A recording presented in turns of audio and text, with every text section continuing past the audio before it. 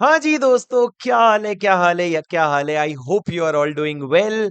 Sir, क्या बताने आया हूँ मैं आपको इस वीडियो में, बहुत इंपॉर्टेंट चीज आपको बताने वाला हूँ। जैसा कि आपको पता है कि आपके आरटीपीज भी आ गए हैं, तो now is the absolutely right time to tell you what is the ABC analysis for the month of for the exam attempt November 22।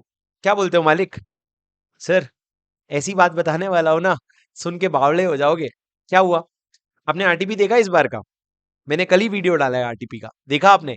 दोस्तों, आरटीपी के वीडियो के हिसाब से अगर आप आरटीपी पढ़ेंगे तो इन्होंने आरटीपी में winding up, FEMA, dormant company और यहां तक कि रेजोल्यूशन ड्राफ्टिंग तक का भी क्वेश्चन इन्होंने डाला है। तो अगर मैं आपको सिंपल बातों में अगर बताऊं ना कि अगर आरटीपी को आप एक रिप्रेजेंटेशन समझो आपके पेपर का, तो ये आईसीआई की तरफ से आपको एक फाइनल रिमाइंडर है कि भाई, सारी चीजें पढ़ के जानिए। इंपॉर्टेंट कुछ नहीं होता, कम इंपॉर्टेंट कुछ नहीं होता। 100% कवरेज रख के जाना है सर, और ये हमेशा आपको बताते हैं। फिर भी सर, मैं लाया हूं आप लोगों के लिए एबीसी एनालिसिस का वीडियो। क्या मैं आपको ये बताने वाला हूं इसमें ये कैसे कवर, क्या इंपॉर्टेंट है क्या इंपॉर्टेंट नहीं है, ये वीडियो में मैं आपको वो बताने की जगह कुछ और बताऊंगा। बहुत सिंपल सी ट्रिक है दोस्तों।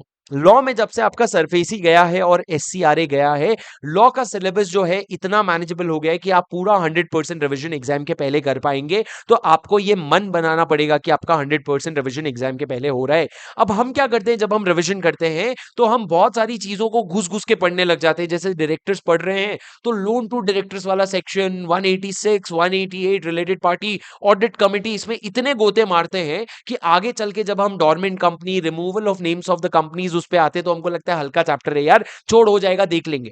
सर देखो, मार्क्स के टर्म्स में अगर आपको मैं बात करूं, अभी अगर जो मैंने पेपर देखा आरटीपी में, उसमें डायरेक्टर्स का सिर्फ एक ही क्वेश्चन था।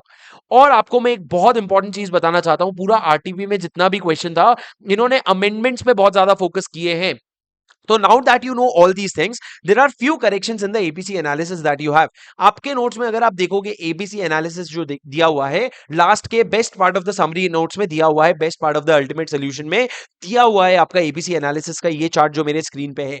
इसमें से मैं आपको बताना चाहता हूं, prevention of money laundering act जो है वो रिलेटिवली थोड़ा ज्यादा इंपॉर्टेंस हो गया है। पिछले बार पता नहीं सर इनका क्या दिमाग में आया, इन्होंने prevention of money laundering act से 9 नंबर के क्वेश्चन पूछ लिए थे और एमसीक्यूज में अलग। तो सर 9 नंबर का question prevention of money laundering जैसे एक्ट जैसे चैप्टर से आ रहे हैं, तो सर कैटेगरी ए जो है लगभग आपका वही रहता है, क्योंकि इसमें आईबीसी वगैरह ये सारे तो आते ही हैं और ये बहुत बड़े बड़े चैप्टर्स भी हैं। पर सर कैटेगरी बी में जो आपके मैंने रजिस्टर्ड वैल्यूअर का कॉन्सेप्ट डाला है, कंपनीज इनकॉर्पोरेटेड आउटसाइड इंडिया डाला है, मेरे को इस बार ऐसा बहुत ज्यादा लग रहा है कि कैटेगरी बी में से क्वेश्चंस काफी सारे उठ करके आएंगे। आपको वो स्टैंडर्ड पेपर नहीं दिखेगा। ऐसा आज के पहले नवंबर 2016 में हुआ था, जब पेपर एकदम ही आउट ऑफ द बॉक्स आया था। तो आपको एक चीज, मेरी बात अभी एकदम ध्यान से सुन लो कि भैया, जो भी चैप्टर पढ़ोगे ना, जो भी चैप्टर पढ़ोगे उसके लास्ट पेज के लास्ट सेक्शन तक पढ़ना, वरना वो चैप्टर पूरा छोड़ देना, क्योंकि इंस्टीट्यूट ये कर रहा है और कर भी सकता है। और मैं आपको एक रिमाइंडर दे दूं, जो पिछले अटेम्प्ट में मई 22 में जो लॉ का पेपर था ना, वो रिलेटिवली इजी आया था। तो सर देखो, ये तो एक मिथ है कि पिछले बार पेपर इजी आया था तो इस बार डिफिकल्ट आएगा, या पिछले बार डिफिकल्ट आया था तो इस बार इजी आएगा। पर मैं बोल रहा हूं, ये मिथ को मानने में आपका फायदा है। अगर आप ये मानो पिछले बार पेपर इजी आया था तो इस बार डिफिकल्ट आएगा, ये मिथ को मानने में आपका फायदा है, तो इसको चुपचाप मान लो कि इस बार पेपर डिफिकल्ट आ सकता है। उस तरह की तैयारी करो। अगर आसान आ गया तो छक्का, और अगर आसान नहीं आया तो चौका तो पड़ ही जाना चाहिए। इस तरह की तैयारी आपकी हो जानी चाहिए। उसके बाद अगर मैं आपको बात करूं वाइंडिंग अप के बारे में, तो सर देखो, वाइंडिंग अप और फेमा के बारे में मैंने अपना कंक्लूजन बना लिया है। कुछ लोगों को कितना भी बोल लो, वो पढ़ के नहीं जाते हैं वाइंडिंग अप। तो वाइंडिंग अप के लिए मैं आपको बता दूं, वाइंडिंग अप का मेरा फिर भी बहुत डिटेल्ड 2 अलग-अलग रिवीजन वीडियो है, जिसमें मैंने सारे इंपॉर्टेंट टॉपिक्स कवर कर रखे हैं। और कसम से बता रहा हूं, पिछले 2 अटेम्प्ट से क्वेश्चंस वहीं से आ रहे हैं।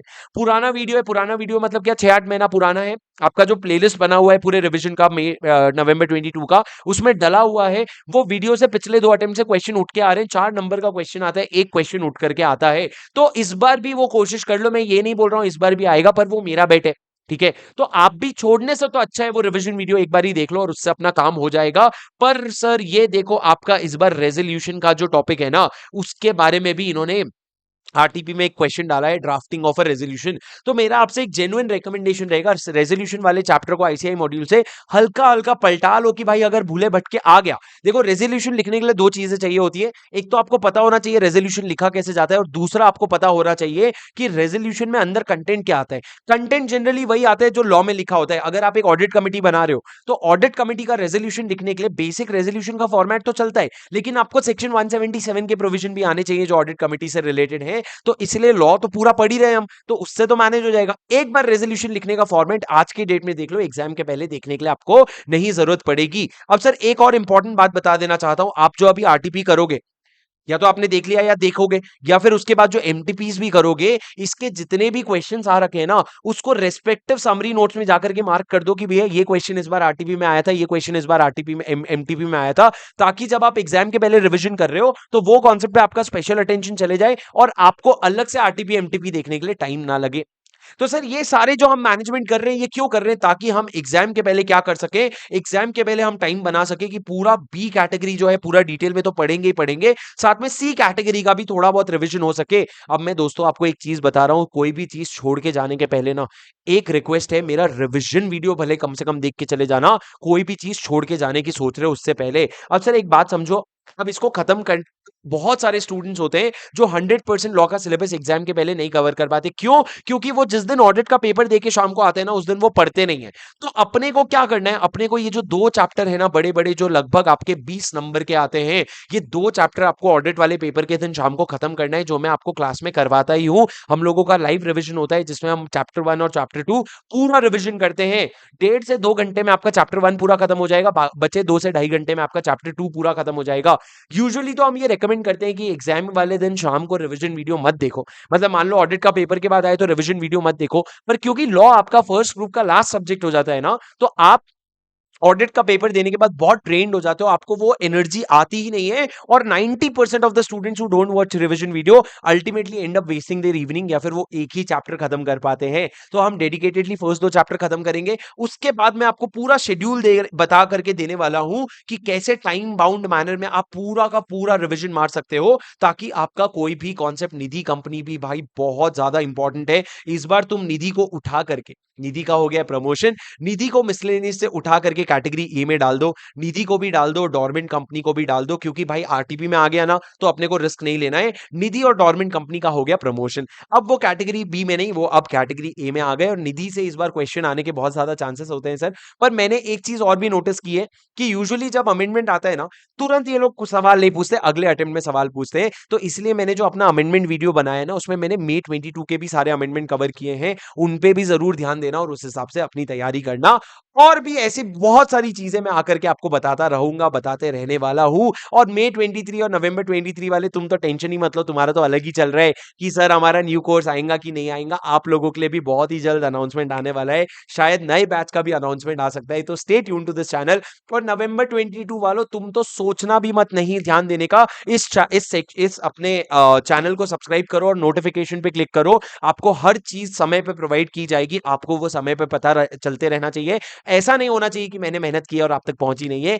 एमसीक्यूज का भी आपका रिवीजन शुरू होने वाला है बहुत ही जल्द, आप मेरे को कमेंट में बताओ आपको एमसीक्यू के रिवीजन कैसे चाहिए। दो ऑप्शन है, या तो मैं सिर्फ कैटेगरी ए के सारे क्वेश्चंस करवा दूं, बी और सी में तुम लोग खुद कर लो, या दूसरा ऑप्शन ये है कि मैं पूरा क्वेश्चंस करवाऊं, लेकिन मैं आपको 3 4 5 सेशन में स्प्रेड करके आपको रोज थोड़ा थोड़ा करवा लूं, आप वो मेरे साथ लाइव ज्वाइन करोगे, बाद में रिकॉर्डेड भी अवेलेबल होगा, पर आपका एक डिसिप्लिन मैनर में खत्म हो जाएगा। कैसा चाहिए मेरे को कमेंट में बता देना, बाकी पूरी तैयारी चल रही है अब की बार नवंबर 22 पार। So guys, keep studying, keep pushing yourself, and the success is at your door, just knocking the door. Be ready to open the door. Okay, I'll see you in the next video. Until then, this is CA Shubham Singhal signing off. Stay tuned.